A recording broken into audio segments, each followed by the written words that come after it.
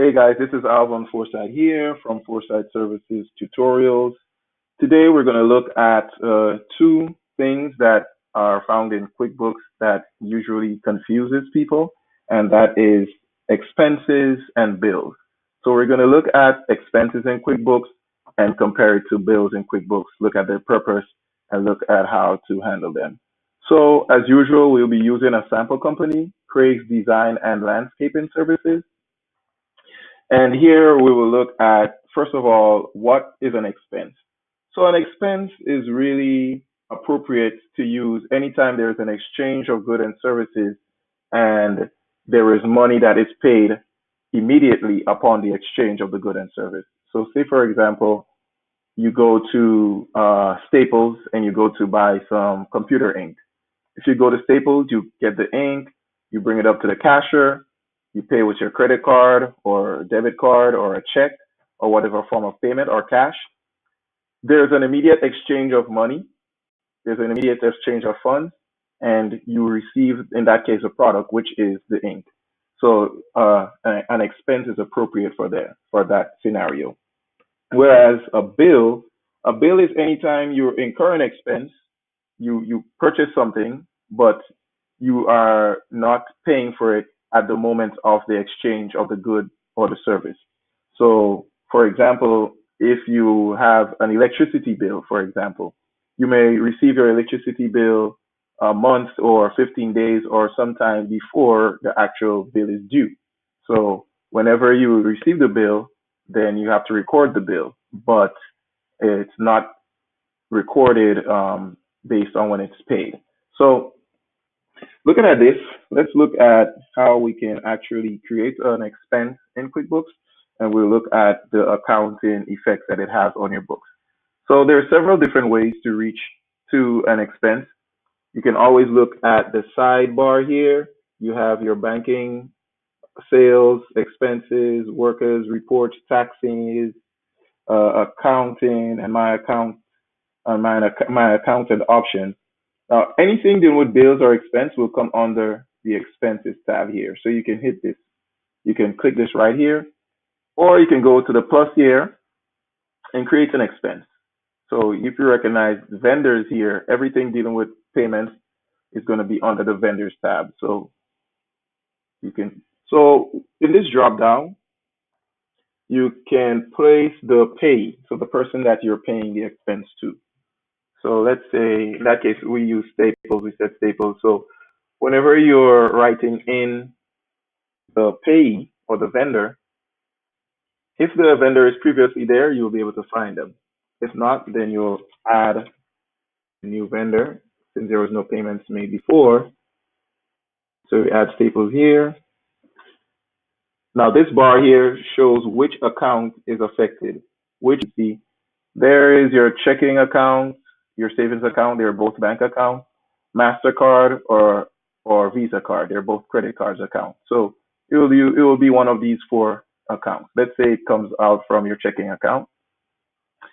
And let's say you made that payment, let's say it's last year. So let's say you made that payment, you purchased that ink on the 27th of last year. So you put the date when you made the purchase. And let's say you used your card, right? So let's say it's a debit card or something like that. So you can put in your card here, or if you use a check, you can put in the check here and select the payment method. Now, here you are able to categorize the expense. So categorize whatever the payment is made, you'll see the relevant expense that is related to. Now, before we go on to that, you see there's item details as well. This is used if you are purchasing a product with the purpose of reselling the product. And this is where your inventory will be tracked. So for example, if you're a business that sells ink, then you would put the item here as a product. You would usually have this already entered, and this will be able to make you track how much ink you have in inventory. So in that case, your inventory would go up. Now, let's not look at this for this example. Let's just look, this is a purchase just made for you to use in your business. So let's say it's, you can see the different accounts here. Let's say stationery or office expense. Okay, so stationery is here, so we can use stationery and printing. It's an expense. The description, you can say computer ink or computer printer ink or something of that nature. Let's say that, let's just say $50. You spend $50. In this case, the tax is included in the cost of the computer ink. And if you, well, when you get a receipt, what you can do is there are several different software that you can use to digitally store your receipts and your other source documents. And Foresight Services, that's one of our procedures. So you can attach whatever the source document is, the receipt, to show the for this good. So you can attach it here. And after this, you go ahead and you save this expense. So you save this expense. So what we're going to do now is look at how it's going to affect your account. So you can come under more, hit transaction journal. Right. And here you would see that you'll see the accounts that are debited or the account that is debited and the account that is credited. So here you'll see the expense account of stationery and printing is debited. Expenses are always debited because it reduces your equity, and equity is reduced by a debit. It's increased by a credit.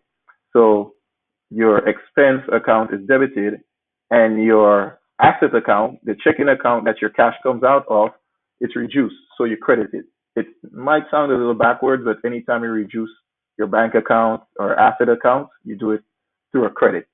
So you have the $50 debit, the $50 credit here.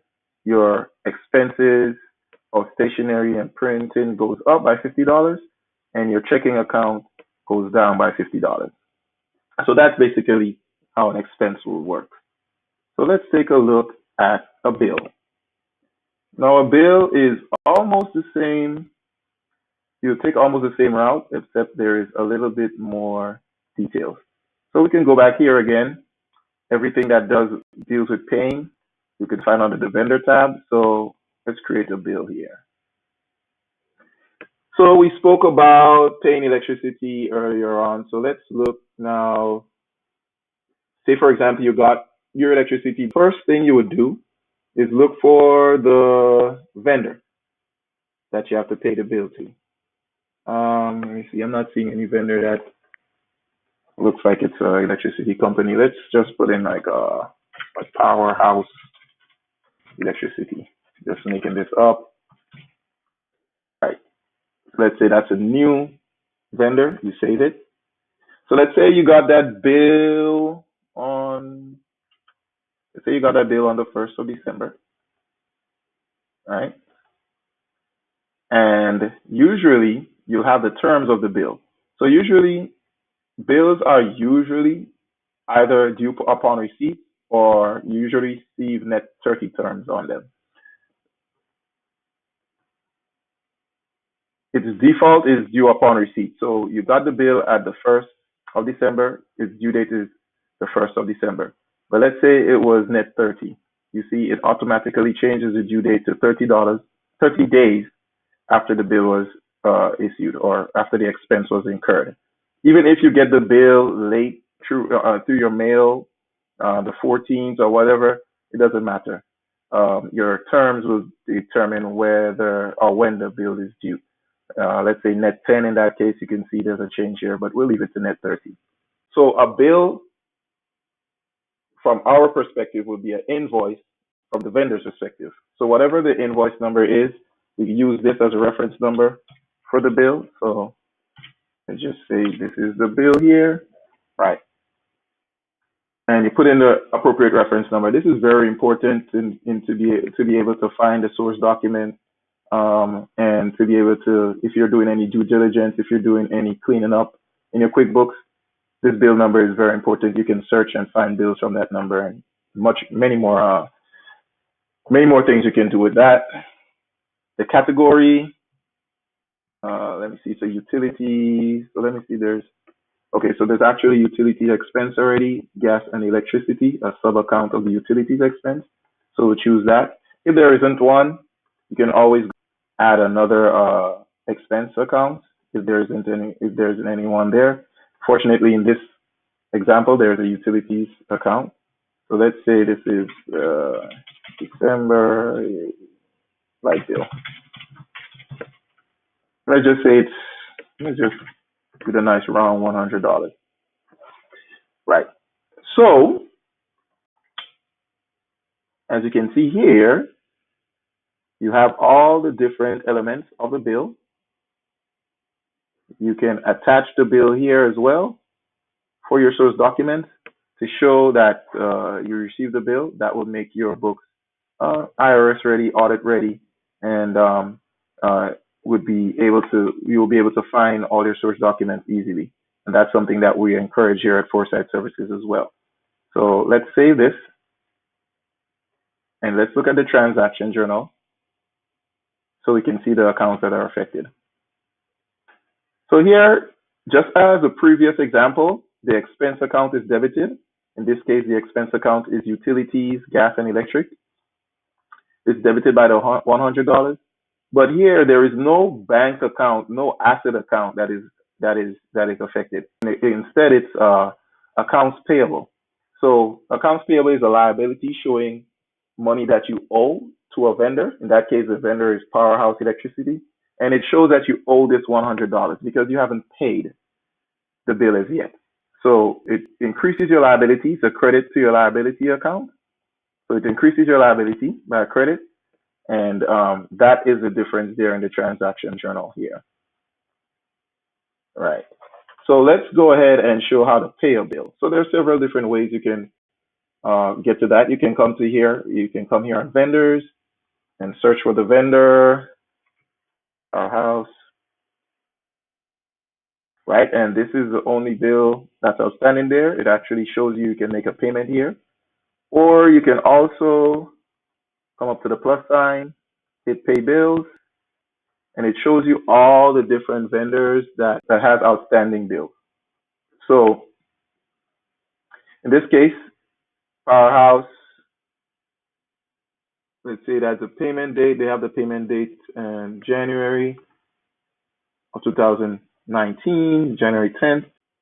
You can choose the bill. So let's say we're paying this bill here. We're paying the Powerhouse bill.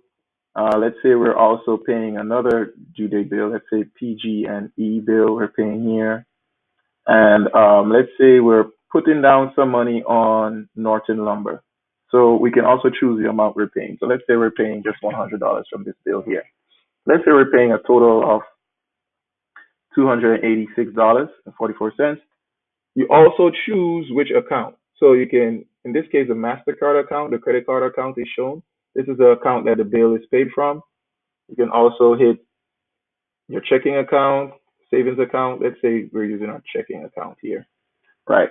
And if you're paying with a check, you can, if you have your QuickBooks linked up, so you can print out check and issue a payment by check.